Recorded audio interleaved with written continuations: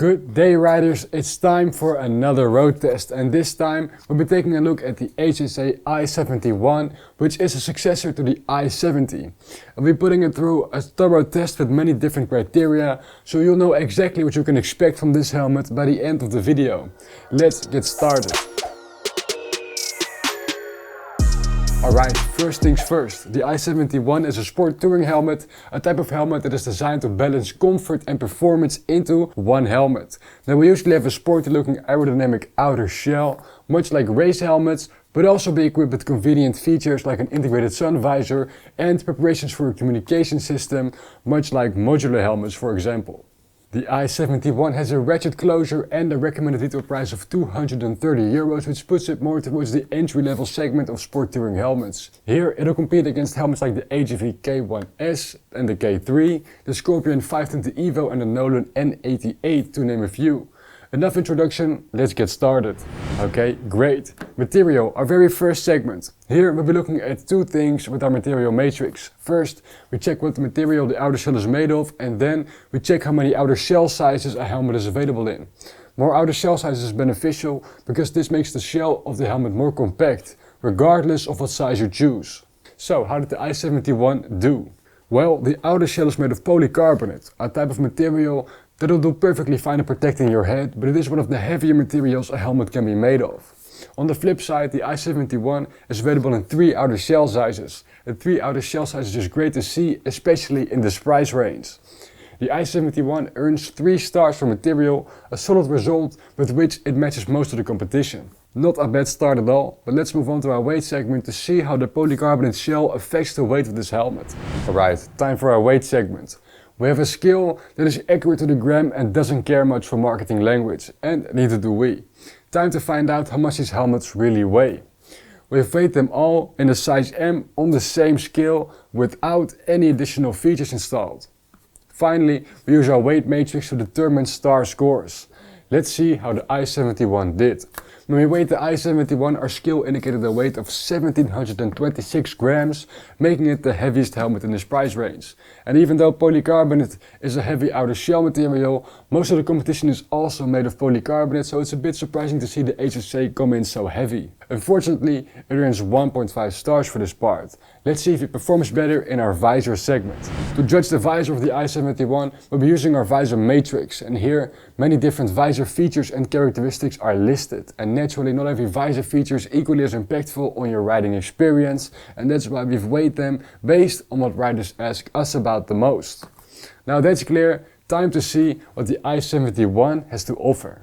First things first, the i-71 comes with a pinlock lens in the box that you can install to prevent any fogging and condensation on the inside of the visor. Behind the outer visor is an integrated sun visor that you can drop down with a slider. The helmet has a wide field of vision and a great visor mechanism that holds the visor in 5 different positions. Finally, the mechanism of the visor has a ratchet system that makes it easy to remove and replace the visor. In summary, the i-71 has plenty of visor features for which it earns a solid 4 stars. There's very little room for improvement, which is great to see in an entry-level sport touring helmet. Alright, let's move on to our first road test segment. It's time to test this helmet out on the road and find out to what extent the i-71 is able to isolate the outside noise. We measure this by placing a decibel meter inside the helmet close to our test rider's ear, and this records the sound the same way as he hears it. We take our measurements from long stretches of open highway, riding an average of 130 km per hour. Finally, we run those results through our noise isolation matrix to determine star scores. During our testing, the i-71 had an average reading of 102 decibels, which is a decent result but does leave a bit to be desired in the segment. Many helmets in this price range manage to perform a bit better. All in all, the i-71 earns 3 stars for noise isolation. Let's move on to our next road test segment, ventilation. Much like our previous segment, this test will be settled on the road. Here, we'll be measuring to what extent the i-71 is able to keep your head cool while riding. And we measure this by placing a sensor that measures the temperature inside the helmet. At the same time, we keep track of the outside temperature. Finally, we compare the two using our ventilation matrix, and the smaller the difference, the better our helmet is able to manage the temperature inside and the more stars it earns. Let's look at the results. During our testing, the i-71 had a temperature difference of about +2 degrees Celsius. a below average result that again leaves a bit to be desired as far as road performance. It's not far behind the competition, but it could be better. Anyways, that's it for ventilation. Let's move on to our next segment. Alright, we've covered a lot of different criteria, but how comfortable is the i-71 to wear? Well, that's exactly what we will be discussing in this segment. But this segment does present a challenge for us because it can be difficult to translate comfort into concrete numbers. That's why, for this segment only, we'll be partially relying on the more than 17 years of riding experience of our test rider. He's also tested all the other helmets on his channel and can therefore make a comparison like no other. However, we'll also be taking the comfort features of the i-71 into account, so let's look at the results. The padding of the i-71 is removable, washable, and it comes standard with a chin curtain which prevents wind from getting through to the inside of the helmet.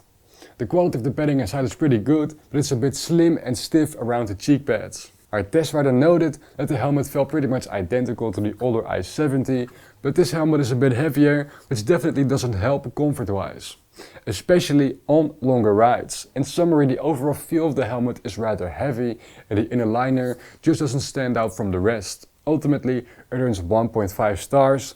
Let's move on to our final segment, features.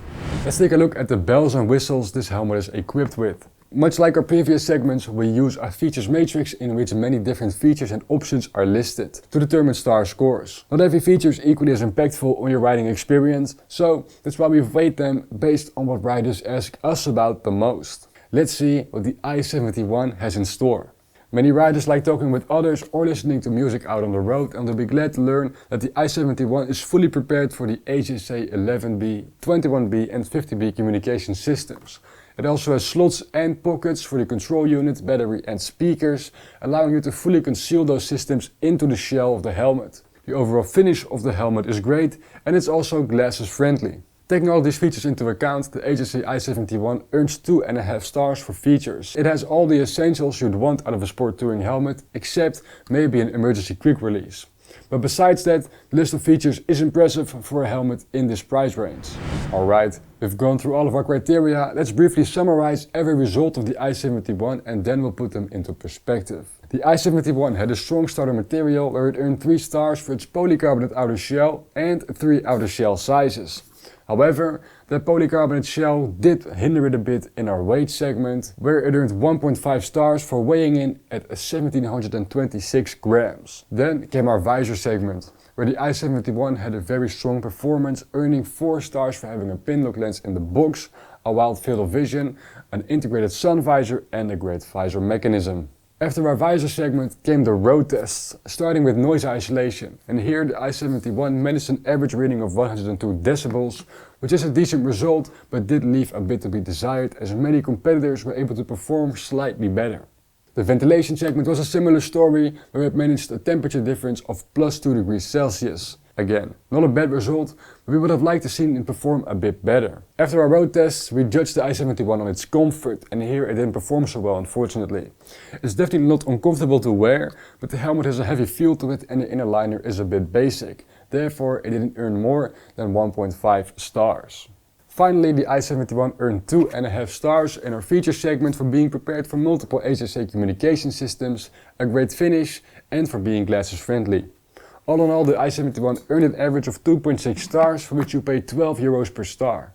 It's a great new addition to HJC's range of entry-level helmets and an excellent choice for those who don't want to spend upwards of €400 but still want a quality helmet. Obviously, the i-71 is not without its weaknesses, but our test exposes those weaknesses pretty clearly. That's it for our review of the i-71.